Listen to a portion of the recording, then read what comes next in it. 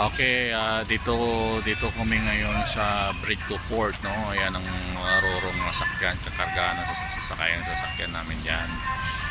Tatawid papuntang Dumangas Port, Iloilo. Oh, dami pa kinakargang na loading. So, bali ang sistema rito, pila-pila ang sasakyan. Yan, oh, pila.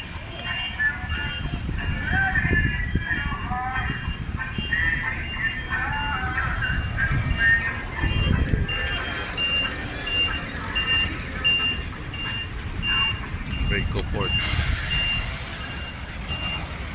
So siguro mga 2 hours ang biyahe ni papuntang Dumangas. So mga dagko mas lakkan na ginauna. Okay.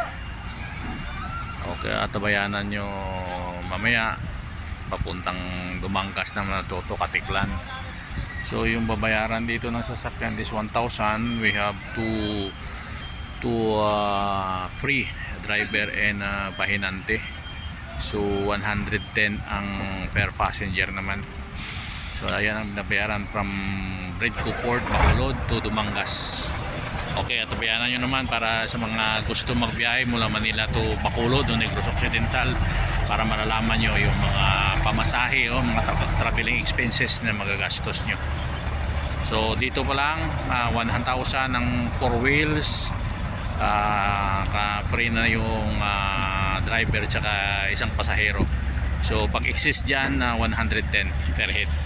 So tabayanan nyo naman papuntang travel naman pang Dumangas kung ilang oras. Dumangas papuntang Katiklan. Okay, see you.